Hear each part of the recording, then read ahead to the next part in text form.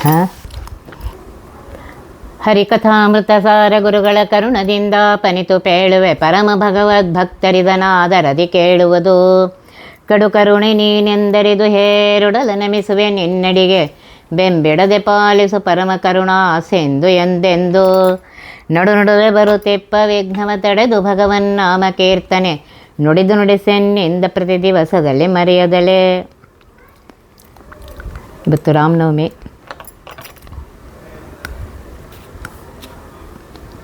ಪರಮಾತ್ಮ ರಾಮಚಂದ್ರನಾಗಿ ಜಗತ್ತಿಗೆ ಎಷ್ಟು ಅನುಕೂಲ ಮಾಡಿಕೊಟ್ಟಿದ್ದಾನೆ, ಎಷ್ಟು ಅನುಗ್ರಹ ಮಾಡಿದ್ದಾನೆ ಅನ್ನೋದನ್ನು ದಾಸರು ಅನೇಕ ಹಾಡುಗಳಲ್ಲಿ ಬರೆದಿದ್ದಾರೆ. ಇವತ್ತು ಕೆಲವು ಹಾಡುಗಳನ್ನು ತೆಗೆದುಕೊಂಡು ಹೇಳ್ತಾ ಇದ್ದೇನೆ. ರಾಮ ಮಂತ್ರವ ಜಪಿಸೋ ಹೇ ಮನುಜ, ರಾಮ ಮಂತ್ರವ ಜಪಿಸೋ. ಆ ಮಂತ್ರ ಏ ಮಂತ್ರ ಜಪಿಸಿ ನೀ ಕೆಡಬೇಡ, ಸೋಮಶೇಖರ ತನ್ನ ಭಾಮೆಗೆ ಪೇಳಿದ ಮಂತ್ರ. ರಾಮ ಮಂತ್ರವ ಜಪಿಸೋ. ಕುಲಹೀನನಾದರೂ ಕೂಗಿ ಜಪಿಸು ಮಂತ್ರ, ಜಲಜ ಪಾಣಿ ನಿತ್ಯ ಜಪಿಪ ಮಂತ್ರ. ಕಲುಷ ಪರ್ವತಕ್ಕಿದು ಕುಲಿಶವಾಗಿಹ ಮಂತ್ರ, ಸುಲಭದಿಂದಲೇ ಮೋಕ್ಷ ಸೂರ್ಯಗೊಂಬುವ ಮಂತ್ರ. ರಾಮ ಮಂತ್ರವ ಜಪಿಸೋ.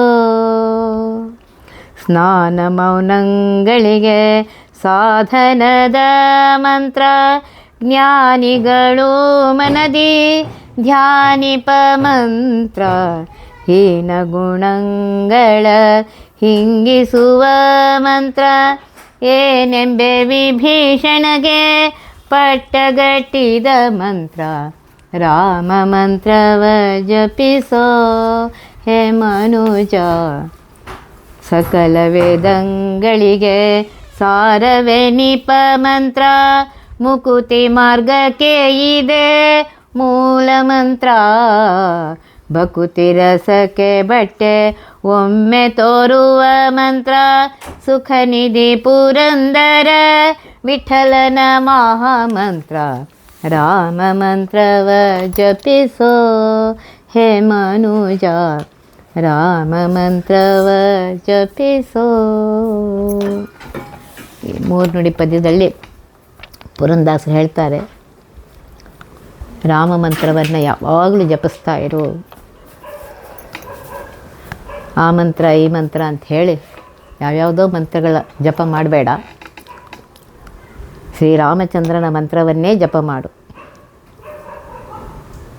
ಸೋಮಶೇಖರ ಈಶ್ವರ ತನ್ನ ಪತ್ನಿಗೆ ಹೇಳಿದಂತಹ ಮಹಾಮಂತ್ರ ಇದು ಹೇಳ್ತಾರೆ. ಈ ಮಂತ್ರವನ್ನು ಜಪ ಮಾಡು, ಪರಮಾತ್ಮನ ಅನುಗ್ರಹ ಆಗುತ್ತೆ. ಮತ್ತು ಹೇಳ್ತಾ ಇದ್ದಾರೆ ದಾಸರು, ಯಾರು ಬೇಕಾದರೂ ಈ ಮಂತ್ರವನ್ನು ಜಪ ಮಾಡಬಹುದು. ಕುಲಹೀನನಾದರೂ ಜಪಿಸುವ ಮಂತ್ರ, ಜಲಜಪಾಣಿಯಾಗಿರುವಂತಹ ಕಮಲದ ಕಮಲಹಸ್ತನಾಗಿರುವಂತಹ ಬ್ರಹ್ಮದೇವರು ಇದನ್ನು ಜಪ ಮಾಡ್ತಾರೆ. ಮತ್ತು ಹೇಗಿದೆ ಅಂತಂದರೆ, ಕಲುಷ ಪರ್ವತಕ್ಕೆ ಒಳ್ಳೆ ವಜ್ರಾಯುಧದಂತೆ ಇದೆ ಇದು ಈ ಮಂತ್ರ. ಸುಲಭದಿಂದಲೇ ಮೋಕ್ಷ ಸೂರ್ಯಗೊಂಬು. ಯಾವಾಗಲೂ ಜಪ ಮಾಡ್ತಾ ಇದ್ದರೆ ಪರಮಾತ್ಮನ ಅನುಗ್ರಹ ಆಗುತ್ತೆ, ಮೋಕ್ಷ ಸಿಕ್ಕತ್ತೆ ಅಂತ ಹೇಳ್ತಾ ಇದ್ದಾರೆ. ಸ್ನಾನ ಮೌನಗಳಿಗೆ ಸಾಧನದ ಮಂತ್ರ. ಯಾವಾಗಲೂ ಹೇಳಿದಾರೆ, ಯಾವಾಗಲೂ ಧ್ಯಾನ ಮಾಡಬೇಕು. ಸ್ನಾನ ಮಾಡುವಾಗಲೂ, ಮೌನದಿಂದಿರುವಾಗಲೂ. ಜ್ಞಾನಿಗಳು ಯಾವಾಗಲೂ ಮನದಲ್ಲಿ ಧ್ಯಾನಿಸುವ ಮಂತ್ರ ಇದು ರಾಮ ಮಂತ್ರ. ನಮ್ಮಲ್ಲಿರುವಂಥ ಹೀನ ಗುಣಗಳನ್ನು ದೂರ ಮಾಡುತ್ತೆ. ಈ ರಾಮ ಮಂತ್ರವೇ ವಿಭೀಷಣಗೆ ಪಟ್ಟವನ್ನು ಗಟ್ಟಿತು. ಅಂತಹ ರಾಮ ಮಂತ್ರವನ್ನು ಜಪಿಸು ಅಂತ ಹೇಳ್ತಾ ಇದ್ದಾರೆ. ಸಕಲ ವೇದಗಳಿಗೆ ಸಾರವೆನಿಪ ಮಂತ್ರ. ಸಕಲ ವೇದಗಳ ಸಾರ ಈ ರಾಮನಾಮದಲ್ಲಿದೆ. ಮುಕ್ತಿ ಮಾರ್ಗಕ್ಕೆ ಇದೇ ಮೂಲಮಂತ್ರ. ಮುಕ್ತಿಗೆ ಹೋಗಬೇಕಾಗಿದ್ದರೆ, ಪರಮಾತ್ಮನ ಅನುಗ್ರಹ ಬೇಕಾದರೆ ಯಾವಾಗಲೂ ಈ ರಾಮ ಮಂತ್ರವನ್ನು ಜಪ ಮಾಡು. ಭಕುತಿ ರಸಕ್ಕೆ ದಾರಿ ತೋರುವಂತಹ ಮಂತ್ರ ಇದು. ಆನಂದ ನಿಧಿಯಾಗಿರುವಂತಹ ಪರಮಾತ್ಮನ ಮಹಾಮಂತ್ರ ಇದು ರಾಮ ಮಂತ್ರ. ಅದನ್ನು ಯಾವಾಗಲೂ ಜಪಿಸ್ತಾ ಇರು ಅಂತ ಹೇಳ್ತಾ ಇದ್ದಾರೆ.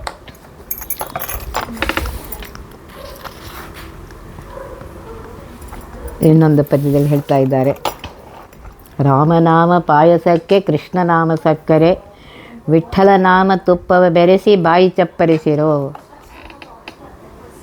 ರಾಮನಾಮ ಎನ್ನುವ ಪಾಯಸಕ್ಕೆ ಕೃಷ್ಣನಾಮ ಸಕ್ಕರೆ ಇದ್ದಂತೆ, ವಿಠ್ಠಲ ನಾಮದ ತುಪ್ಪವನ್ನು ಬೆರೆಸಿ ತಿನ್ನಿರಿ ಅಂತ ಹೇಳ್ತಾರೆ. ಎಷ್ಟು ಸುಂದರವಾಗಿ ಹೇಳ್ತಾ ಇದ್ದಾರೆ ನೋಡ್ರಿ. ಒಮ್ಮನ ಗೋಧಿಯ ತಂದು ವೈರಾಗ್ಯ ಕಲ್ಲಲ್ಲಿ ಬೇಯಿಸಿ, ಸುಮ್ಮನ ಸಜ್ಜಿಗೆ ತೆಗೆದು ಸಣ್ಣ ಸೇವೆಗೆ ಹೊಸೆದು. ಒಂದೇ ಮನಸ್ಸಿನಿಂದ, ಏಕಾಗ್ರ ಮನಸ್ಸಿನಿಂದ, ಏಕಾಗ್ರ ಮನಸ್ಸು ಅನ್ನುವಂಥ ಅಲ್ಲಿ ಗೋಧಿಯನ್ನು ತಂದು ವೈರಾಗ್ಯದ ಕಲ್ಲಿನಲ್ಲಿ ಅದನ್ನು ಬೀಸಿ ಸೇವೆಗೆಯನ್ನು ಮಾಡಿರಿ. ಹೃದಯ ಎಂಬ ಪಾತ್ರೆಯೊಳಗೆ ಭಾವವೆಂಬ ಹೆಸರನ್ನು ಕೊಟ್ಟು ಬುದ್ಧಿಯಿಂದ ಅದನ್ನು ಪಕ್ವ ಮಾಡಿರಿ.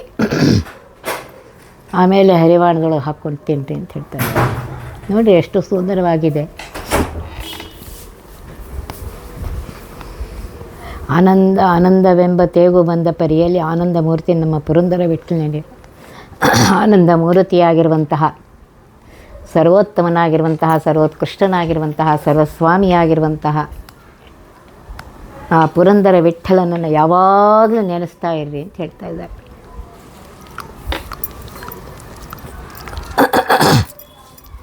ಇನ್ನೊಂದು ಪದ್ಯದಲ್ಲಿ ಹೇಳ್ತಾರೆ ಪುರಂದಾಸರು, ರಾಮ ಎಂಬ ಎರಡಕ್ಷರದ ಮಹಿಮೆಯನ್ನು ಪಾಮರರು ತಾವೇನು ಬಲ್ಲರಯ್ಯ.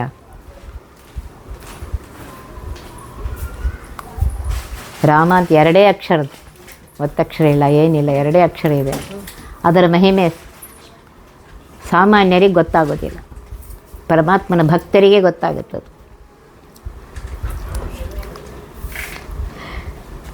ರಾ ಎಂದ ಮಾತ್ರಳು ರಕ್ತ ಮಾಂಸದೊಳಿದ್ದ ಅಯಸ್ತವಾದ ಅತಿಪಾಪವನ್ನು,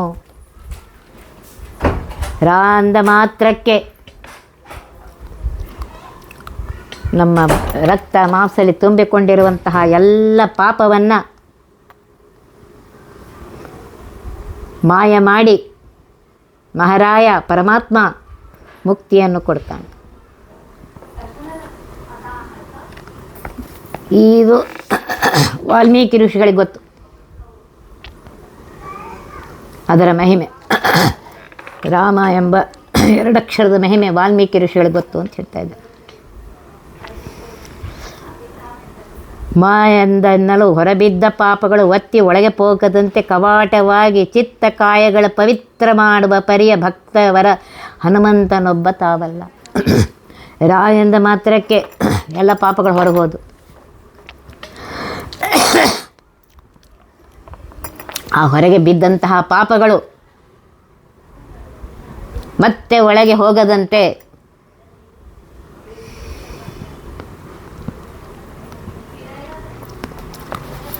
ಬಾಗಿಲು ಹಾಕಿದ್ದಕ್ಕೆ ಕಾಯ್ತಾ ಇರ್ತಾರೆ. ನಮ್ಮ ದೇಹವನ್ನು, ನಮ್ಮ ಮನಸ್ಸನ್ನು ಪವಿತ್ರವನ್ನಾಗಿ ಮಾಡುವಂತಹ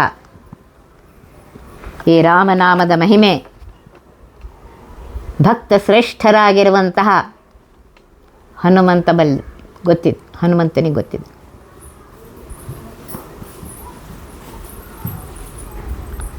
ಧರೆಯೊಳಿ ನಾಮಕ್ಕೆ ಸರಿಮಿಗಿಲು ಇಲ್ಲೆಂದು ಪರಮವೇದಗಳೆಲ್ಲ ಬೊಗಳುತಿಹವು. ಇಡೀ ಬ್ರಹ್ಮಾಂಡದಲ್ಲಿ, ಭೂಮಿಯಲ್ಲಿ ಈ ರಾಮನಾಮಕ್ಕೆ ಸರಿಯೇನು ಹೆಚ್ಚು ಯಾವುದೂ ಇಲ್ಲ ಅಂತ ಹೇಳಿ ಎಲ್ಲ ವೇದಗಳು ಹೇಳ್ತಾ ಇವೆ. ಸಿರಿಯರಸ ಪುರಂದರ ವಿಠ್ಠಲನ ನಾಮವನು ಸಿರಿ ಕಾಶಿಯೊಳಗಿಪ್ಪ ಶಿವನು ತಾಬಲ್ಲ. ಲಕ್ಷ್ಮೀಪತಿಯಾಗಿರುವಂತಹ ಪುರಂದರ ವಿಠ್ಠಲನ ಈ ನಾಮದ ಮಹಿಮೆಯನ್ನು ಕಾಶಿಯಲ್ಲಿರುವಂತಹ ಈಶ್ವರನಿಗೆ ಗೊತ್ತಿದೆ. ಅಂತಹ ಶ್ರೇಷ್ಠವಾಗಿರುವಂತಹ ರಾಮನಾಮ, ಆ ನಾಮವನ್ನು ಯಾವಾಗಲೂ ನೆನೆಸ್ತಾ ಇರ್ರಿ. ಆ ಪರಮಾತ್ಮನ ಅನುಗ್ರಹಕ್ಕೆ ಪಾತ್ರವಾಗಿರಿ ಅಂತ ಹೇಳಿ ಈ ಪದ್ಯದಲ್ಲಿ ಹೇಳಿದ್ದಾರೆ. ಇನ್ನೊಂದು ಪದ್ಯದಲ್ಲಿ ಹೇಳ್ತಾರೆ, ರಾಮನಾಮ ಪಾಯಸಕ್ಕೆ ಕೃಷ್ಣನಾಮ ಸಕ್ಕರೆ, ವಿಠಲನಾಮ ತುಪ್ಪವ ಬೆರೆಸಿ ಬಾಯಿ ಚಪ್ಪರಿಸಿರು ಅಂತ ಹೇಳ್ತಾರೆ. ರಾಮನಾಮ ಎನ್ನುವ ಪಾಯಸಕ್ಕೆ ಕೃಷ್ಣನಾಮದ ಸಕ್ಕರೆಯನ್ನು ಹಾಕ್ರಿ, ಅದಕ್ಕೆ ವಿಠ್ಠಲ ನಾಮದ ತುಪ್ಪವನ್ನು ಹಾಕ್ರಿ. ಆಮೇಲೆ ಚೆನ್ನಾಗಿ ಹೇಗೆ ಪಾಯಸವನ್ನು ಚಪ್ಪರಿಸ್ತೀರೋ, ಇಷ್ಟಪಟ್ಟು ತಿಂತೀರೋ ಹಾಕಿ ತಿನ್ನಿರಿ. ಅಂದರೆ ಪರಮಾತ್ಮನ ನಾಮವನ್ನು ಯಾವಾಗಲೂ ಸ್ಮರಣೆ ಮಾಡ್ತಾ ಇರ್ರಿ. ಒಮ್ಮನ ಗೋಧಿಯ ತಂದು ವೈರಾಗ್ಯ ಕಲ್ಲಲ್ಲಿ ಬೇಯಿಸಿ, ಸುಮ್ಮನ ಸಜ್ಜಿಗೆ ತೆಗೆದು ಸಣ್ಣ ಸೇವೆಗೆ ಹೊಸೆದು. ಗೋಧಿಯನ್ನು ತಂದು, ಒಮ್ಮನ ಗೋಧಿ ಅಂತ ಇದ್ದಾರೆ, ಒಂದೇ ಮನಸ್ಸಿನಿಂದ ಪರಮಾತ್ಮನ ನಾಮವನ್ನು ಆ ಕಡೆ ಈ ಕಡೆ ಇಲ್ಲದೆ ಏಕಾಗ್ರ ಮನಸ್ಸಿನಿಂದ ಜಪ ಮಾಡಬೇಕು. ವೈರಾಗ್ಯ ಕಲ್ಲಲ್ಲಿ ಬೇಯಿಸಿ ಅಂತ ವಿಶೇಷವಾದ ಆಸಕ್ತಿಯನ್ನು ಪರಮಾತ್ಮನಲ್ಲಿ ಇಟ್ಟು, ಬೇರೆ ಯಾವ ಕಡೆಗೂ ಆಸಕ್ತಿ ಇಡದೆ ಕೇವಲ ಸರ್ವೋತ್ತಮನಾಗಿರುವಂತಹ ಸರ್ವೋತ್ಕೃಷ್ಟನಾಗಿರುವಂತಹ ಪರಮಾತ್ಮನಲ್ಲಿಯೇ ವಿಶೇಷವಾದ ಆಸಕ್ತಿಯನ್ನು ಇಟ್ಟು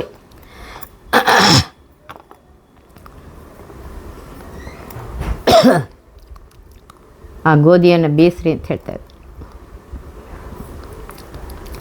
ಸಜ್ಜಿಗೆಯನ್ನು ತೆಗೆದು ಸುಮ್ಮನ ಸಜ್ಜಿಗೆ ತಂತಾರೆ. ಎಷ್ಟು ಸುಂದರವಾಗಿ ಹೇಳ್ತಾ ಇದ್ದಾರೆ ನೋಡಿ. ಒಳ್ಳೆಯ ಮನಸ್ಸು, ಏಕಾಗ್ರ ಮನಸ್ಸು, ನಮ್ಮ ಮನಸ್ಸು ಬೇರೆ ಎಲ್ಲೂ ಹೋಗದೆ ಕೇವಲ ಪರಮಾತ್ಮನಲ್ಲಿ ಮಾತ್ರ ಇರುವಂತಹ ಅಂತಹ ಸಜ್ಜಿಗೆಯನ್ನು ತೆಗೆದು ಸಣ್ಣ ಸೇವಿಗೆಯನ್ನು ಹೊಸಿರಿ ಅಂತ ಹೇಳ್ತಾ ಇದ್ದಾರೆ. ಒಂದೊಂದು ಪದ್ಯ ಅದಕ್ಕೆ ಪುರಂದರೋಪನಿಷತ್ ಅಂತ ಹೇಳಿ. ಹೃದಯ ಎಂಬ ಪಾತ್ರೆಯೊಳಗೆ ಭಾವವೆಂಬ ಹೆಸರು ಇಟ್ಟು ಬುದ್ಧಿಯಿಂದ ಪಕ್ವ ಮಾಡಿ ಹರಿವಾಣದೊಳಗೆ ನೀಡಿ.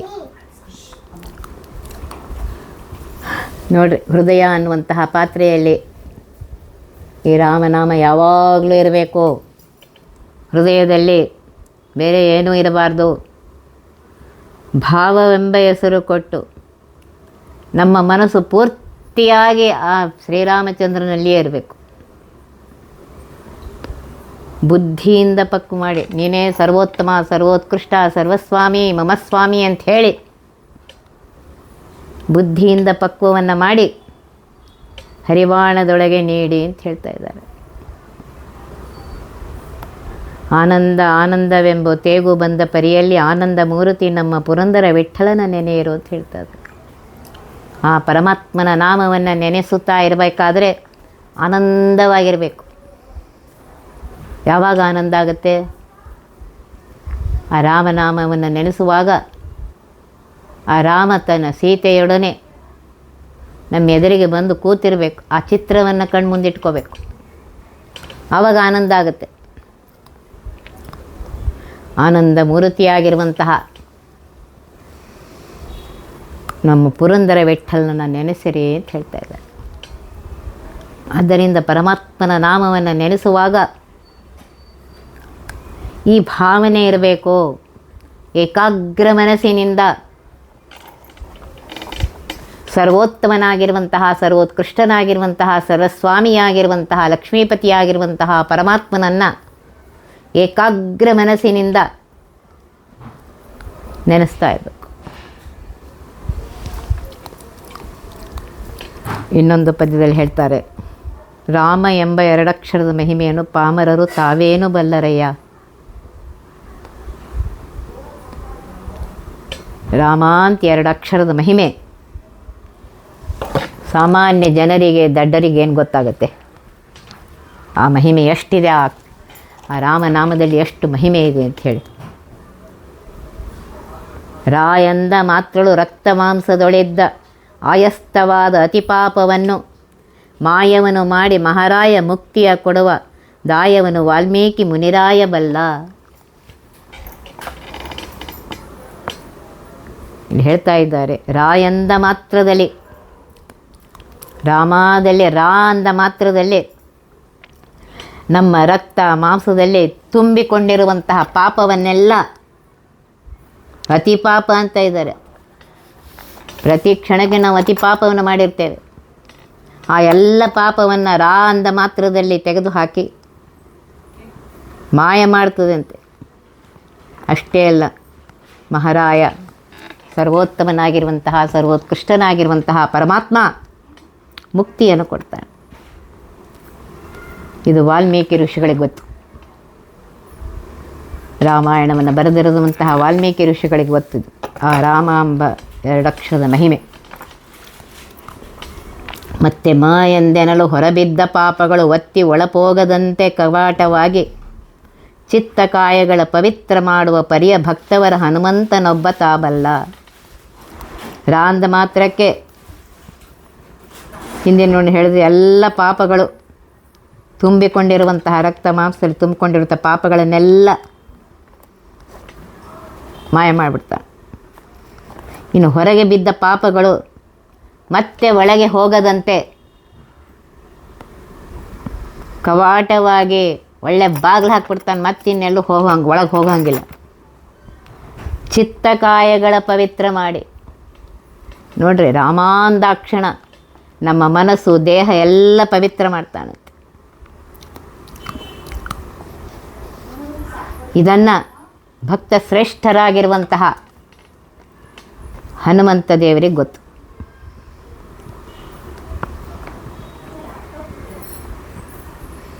ಆದ್ದರಿಂದ ರಾಮ ಅಂತ ಹೇಳಿ ಯಾವಾಗಲೂ ಜಪ ಮಾಡ್ತಾಯಿರು, ಹೇಳ್ತಾಯಿರು. ಧರೆಯೊಳಿ ನಾಮಕ್ಕೆ ಸರಿಮಿಗಿಲು ಇಲ್ಲೆಂದು ಪರಮವೇದಗಳೆಲ್ಲ ಪೊಗಳುತಿಹವು. ಸಿರಿಯರಸ ಪುರಂದರ ವಿಠ್ಠಲನ ನಾಮವನು ಸಿರಿ ಕಾಶಿಯೊಳಗಿಪ್ಪ ಶಿವನು ತಾಬಲ್ಲ. ಇಡೀ ಬ್ರಹ್ಮಾಂಡದಲ್ಲಿ ರಾಮನಾಮಕ್ಕೆ ಸರಿನೂ ಇಲ್ಲ, ಇನ್ನು ಹೆಚ್ಚಂತೂ ಇಲ್ಲವೇ ಇಲ್ಲ. ಇದು ನಾವು ಹೇಳ್ತಾ ಇಲ್ಲ, ಶ್ರೇಷ್ಠವಾಗಿರುವಂತಹ ವೇದಗಳೇ ಹೇಳ್ತಾ ಇವೆ. ಲಕ್ಷ್ಮೀಪತಿಯಾಗಿರುವಂತಹ ಪುರಂದರ ವಿಠ್ಠಲನ ಈ ನಾಮವನ್ನು, ಈ ನಾಮದ ಮಹಿಮೆಯನ್ನು ಕಾಶಿಯಲ್ಲಿರುವಂತಹ ಈಶ್ವರ ಬಲ್ಲ ಅಂತ ಹೇಳ್ತಾ ಇದ್ದಾರೆ. ಯಾವಾಗಲೂ ಅವರು ಜಪ ಮಾಡ್ತಾ ಇರ್ತಾರೆ, ಅವರಿಗೆ ಗೊತ್ತು. ಆದ್ದರಿಂದ ರಾಮನಾಮದ ಮಹಿಮೆ ಅಷ್ಟು ಹೇಳ್ತಾ ಇದ್ದಾರೆ. ರಾಮ ಅಂತ ಎರಡು ಅಕ್ಷರ ಹೇಳಿದ್ರೆ ಸಾಕು, ನಮ್ಮ ಪಾಪಗಳೆಲ್ಲ ಹೊರಟೋಗತ್ವೆ ಅಂತ ಹೇಳ್ತಾ ಇದ್ದಾರೆ.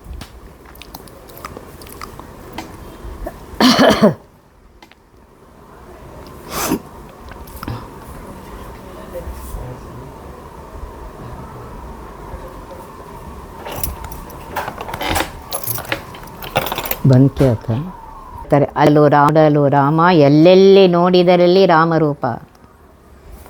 ರಾವಣನ ಮೂಲಬಲವ ಕಂಡು ಕಪಿಸೇನೆ ಆವಾಗಲೇ ಬೆದರಿ ಓಡಿದವು. ಈ ವೇಳೆ ನರನಾಗಿ ಇರಬಾರದೆಂದೆಣಿಸಿ ದೇವ ರಾಮಚಂದ್ರ ಬಹುರೂಪ ತಾನಾದ. ಎಲ್ಲಿ ನೋಡಿದರಲ್ಲಿ ರಾಮದೇವರೇ.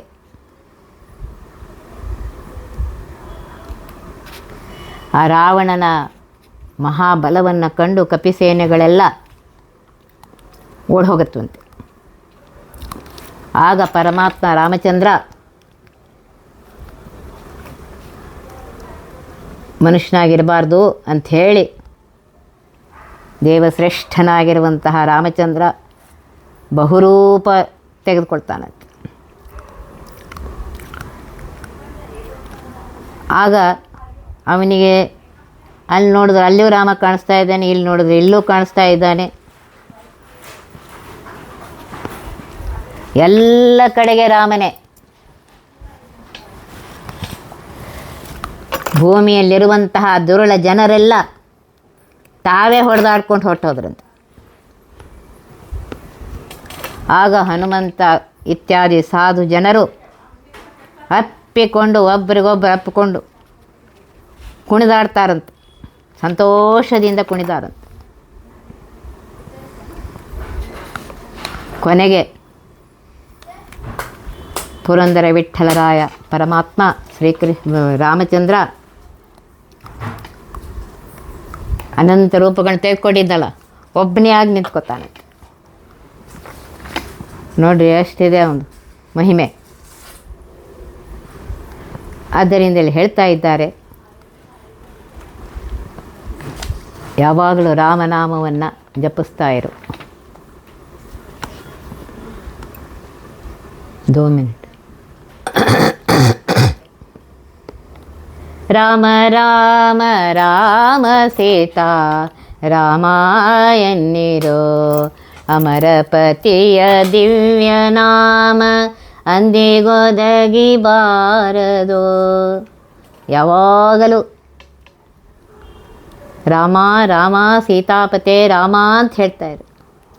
ಅಮರಪತಿಯ ದಿವ್ಯನಾಮ, ಸರ್ವೋತ್ತಮನಾಗಿರುವಂತಹ, ಸರ್ವೋತ್ಕೃಷ್ಟನಾಗಿರುವಂತಹ, ಸರ್ವಸ್ವಾಮಿಯಾಗಿರುವಂತಹ ಆ ಪರಮಾತ್ಮನ ದಿವ್ಯವಾದ ನಾಮವನ್ನು ಯಾವಾಗಲೂ ನೆನೆಸ್ತಾ ಇರು. ಯಮನ ಭಟರು ಬಂದು ಎಳ್ಕೊಂಡು ಹೋಗ್ತಾ ಇರಬೇಕಾದ್ರೆ ಕೊರಳಿಗೆ ಆತ್ಮ ಸೇರಿದಾಗ ಪರಮಾತ್ಮನ ನಾಮ ಒದಗೋದಿಲ್ಲ. ನೀ ಸದಾ ಜಪ ಮಾಡ್ತಾ ಇದ್ದರೆ ಆವಾಗ ಬದುಕತ್ತೆ.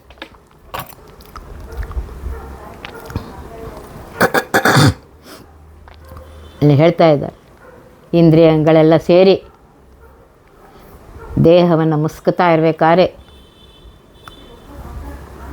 ಲಕ್ಷ್ಮೀಪತಿಯ ನಾಮ ಬರೋದಿಲ್ಲ. ಆದ್ದರಿಂದ ಯಾವಾಗಲೂ ರಾಮ ರಾಮ ಅಂತ ಹೇಳು.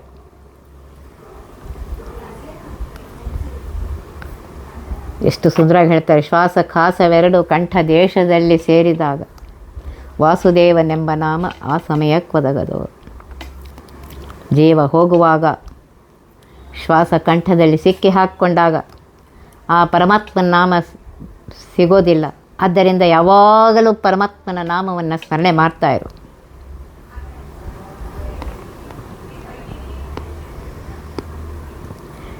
ಕೆಟ್ಟ ಜನ್ಮದಲ್ಲಿ ಹುಟ್ಟಿ ದುಷ್ಟ ಕರ್ಮಗಳನ್ನು ಮಾಡಿ ದೇಹ ಬಿಟ್ಟು ಹೋಗುವಾಗ ಪುರಂದರ ವಿಠ್ಠಲನ ಧ್ಯಾನ ಒದಗೋದಿಲ್ಲ. ಆದ್ದರಿಂದ ಪರಮಾತ್ಮನ ನಾಮವನ್ನು ಜಪಿಸ್ತಾ ಇರು ಅಂತ ಹೇಳ್ತಾ ಇದ್ದಾರೆ. ಒಂದೊಂದು ಪದ್ಯದಲ್ಲಿ ಇಲ್ಲಿ ಹೇಳ್ತಾ ಇದ್ದಾರೆ ಪುರಂದರದಾಸರು, ರಾಮ ಅಂತ 2 ಅಕ್ಷರ ಇದೆಯಲ್ಲ, ಅದನ್ನು ಯಾವಾಗಲೂ ಜಪಿಸ್ತಾ ಇರು. ಇನ್ನೊಂದು ಪದ್ಯ ಹೇಳ್ತಾರೆ,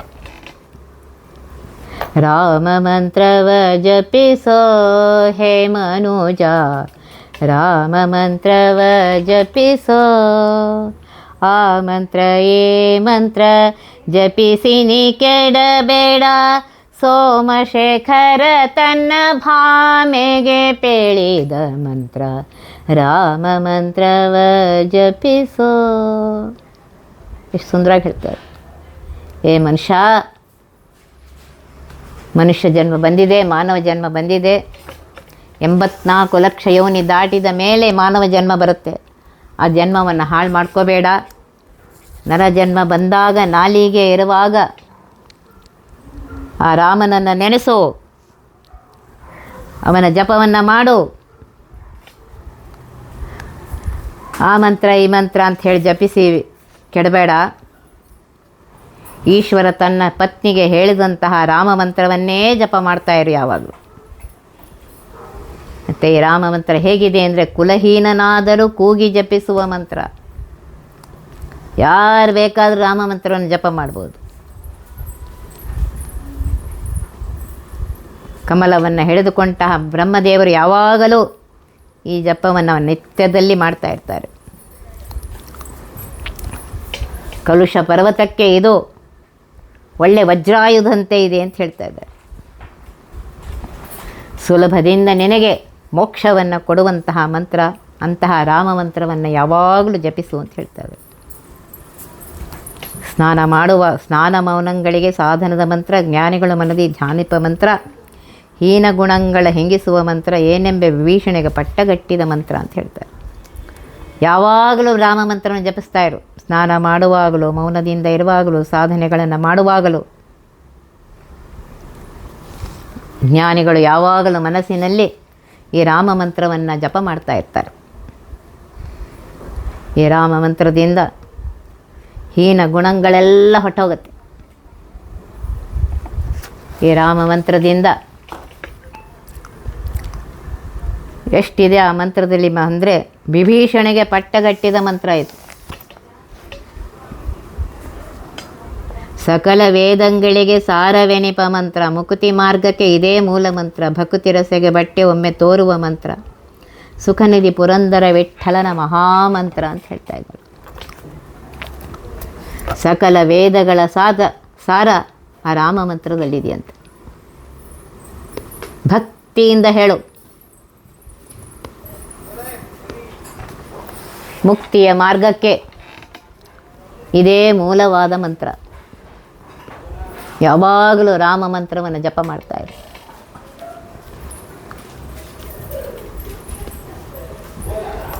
ಭಕ್ತಿಯ ರಸದ ಮಾರ್ಗವನ್ನು ತೋರಿಸುವಂತಹ ಮಂತ್ರ ಇದು.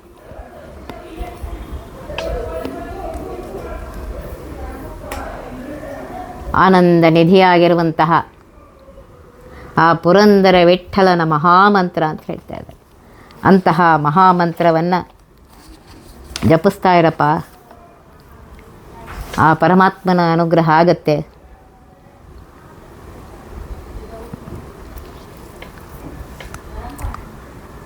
ಈಶ್ವರನೇ ತನ್ನ ಪತ್ನಿಗೆ ಹೇಳಿದಂತಹ ಮಹಾಮಂತ್ರ ಇದು.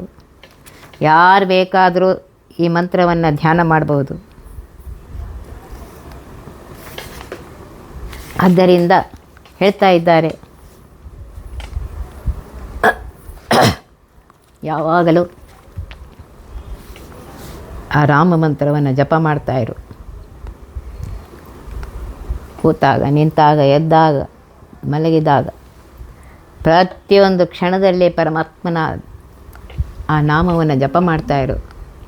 ಸರ್ವೋತ್ತಮನಾಗಿರುವಂತಹ, ಸರ್ವೋತ್ಕೃಷ್ಟನಾಗಿರುವಂತಹ, ಸರ್ವಸ್ವಾಮಿಯಾಗಿರುವಂತಹ, ಲಕ್ಷ್ಮೀಪತಿಯಾಗಿರುವಂತಹ ಪರಮಾತ್ಮ ಆ ಭಕ್ತರ ಮೇಲೆ ಅನುಗ್ರಹ ಮಾಡೇ ಮಾಡ್ತಾನೆ ಅಂತ ಹೇಳ್ತಾ ಇದ್ದಾರೆ. ನಾನು ಸಂಕ್ಷಿಪ್ತವಾಗಿ ಹೇಳಿದ್ದೇನೆ.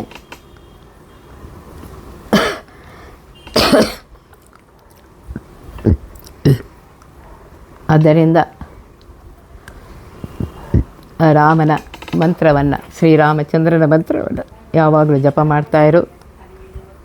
ಸರ್ವೋತ್ತಮನಾಗಿರುವಂತಹ, ಸರ್ವೋತ್ಕೃಷ್ಟನಾಗಿರುವಂತಹ, ಸರ್ವಸ್ವಾಮಿಯಾಗಿರುವಂತಹ, ಲಕ್ಷ್ಮೀಪತಿಯಾಗಿರುವಂತಹ ಆ ಪರಮಾತ್ಮನ ಅನುಗ್ರಹ ನಿನಗೆ ಯಾವಾಗಲೂ ಆಗುತ್ತೆ ಅಂತ ಹೇಳ್ತಾ ಇದ್ದಾರೆ. ಒತ್ತಿಬಹ ವಿಘ್ನಗಳ ಗಣದಪ ಮೃತ್ಯುವಿಗೆ ಮರೆ ಮಾಡಿ ಕಾಲನ ದೂತರಿಗೆ ಭೀಕರವ ಪೊಟ್ಟಿಸಿ ಸಕಲ ಸಿದ್ಧಿಗಳ ಒತ್ತಿಗೊಳ್ಳಿಸಿ ಮನರು ಹೇಕ್ಷಣ ನೃತ್ಯ ಮಾಡುವರವರ ಮನೆಯೊಳು ನಿತ್ಯ ಮಂಗಳ ಹರಿಕಥಾಮೃತ ಸಾರ ಪಠಿಸುವರ.